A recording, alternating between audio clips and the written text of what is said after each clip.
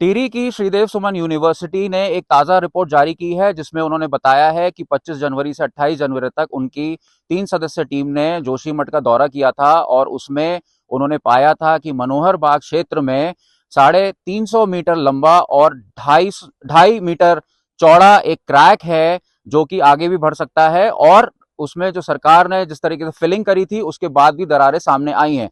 हम उसी क्षेत्र में मौजूद हैं, ये मनोहर बाग क्षेत्र है और हमारे साथ यहाँ पर इस समय सूरज कपूरवान जी मौजूद हैं जो इस जमीन के मालिक हैं जहां सबसे पहले क्रैक्स दिखाई दिए थे। और आपको बता दें कि ये जोशीमठ का सबसे लंबा क्रैक है, सबसे बड़ी दरार है, क्योंकि जोशीमठ में जो रोपवे पोल है वहां से शुरू होकर और ये होटल मलारी तक जा रहा है। आपको एक तस्वीर के माध्यम से दिखाते हैं, वो आप देख सकते हैं कि इतनी दूरी पर जोशीमठ का जो रोपवे पोल है वहां से शुरू होकर और सूरज कपूरवान की जमीन से होते हुए ये क्रैक्स जा रहा है। और इस क्रैक को पॉलीथीन के माध्यम से भरा भी गया था जिससे इसमें पानी ना जाए। इसकी फिलिंग की गई थी, जो मसाला था वो भरा गया था, मट्टी भरी गई थी, उसके बाद पॉलीथीन से इसको कवर किया गया ताकि इसमें पानी ना जा सके। अभी हमने एक ताजा जो हमारी खोज कह सकते हैं या ताजा जो तस्वीर आपको दिखाते हैं, इसमें आपको दिखाते हैं गड्ढा हुआ है यहाँ पर और इसमें लगभग आधा हाथ जा सकता है। तो जोशीमठ की ताजा स्थिति ये है कि दरारें थमी नहीं है, दरारें लगातार बढ़ रही हैं। प्रशासन दावा कर रहा है कि दरारों पर हमने काबू पा लिया है, 2 महीने के बाद चारधाम यात्रा शुरू होनी है, लेकिन दरारें लगातार बढ़ रही हैं और दरारें देखी भी जा सकती हैं।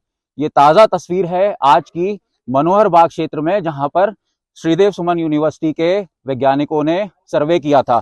श्रीदेव सुमन यूनिवर्सिटी के वैज्ञानिकों का यह भी कहना है कि एनटीपीसी की जो टनल कंस्ट्रक्शन है वो भी कहीं ना कहीं जोशीमठ की स्थिति के लिए जिम्मेदार है। तो यहाँ पर क्रैक को लेकर बातचीत करते हैं जो इस जमीन के मालिक हैं सूरज कपूरवान जी, उनसे बातचीत करते हैं। सबसे पहले ये दरार कब आपको दिखी थी? सर ये दरार हमको शुरुआत में दिख गई थी अक्टूबर 2022 में।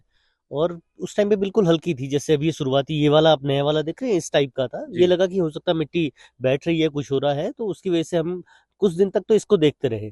लेकिन जब धीरे धीरे बढ़ती रही तो 24 नवंबर को हम लोगों ने खुद अपनी तरफ से लोकल प्रशासन को यहाँ पे ऑफिस में एसडीएम ऑफिस में एक लेटर दिया था, और जिसमें हमने कंसर्न उठाया था कि दरारें आ रही हैं, बढ़ रही हैं।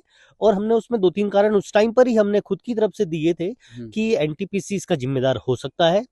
हमने पानी पे भी इसको डाला था कि ऊपर बड़ी बसावट है, उसका पानी भी इसका हो सकता है। और उसके लिए हमने प्रशासन को ये लिखा हुआ था कि कुछ भूगर्भीय हलचल शायद हो रही हो, जिसके लिए आपको इसको देखना चाहिए। लेकिन शायद इस आपदा को ये कितनी भयावह है उनको अंदाजा किसी ने नहीं लगा पाए। उस पे क्या हुआ कुछ हुआ पता नहीं चल पाया।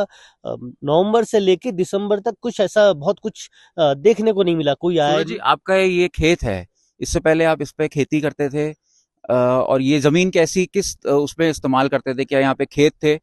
बिल्कुल, ये पूरा खेत होता था। जब तक आपने अगर शुरुआती विजुअल इन खेतों के आप देखेंगे तो यहाँ पे सब्जियां लगी हुई थी हमारी। ये पूरा खेती बाड़ी का है, यहाँ हम खेती बाड़ी करते हैं। और शुरुआती टाइम पे हमारा जो लोकल लैंग्वेज में हरी सब्जियां बोलते हैं, जो राई होती है वो लगी थी, मूली लगी थी, पूरा खेत उसमें आगे तक पूरा उस खेत में पूरी सब्जियां लगी हुई थी। और जब अचानक से फटना शुरू हुआ तो आप ये सोचिए कि जो शुरुआत में हमको दिखा कि हमारे आधे 1 फीट की मूलियां सीधे बाहर निकली हुई है।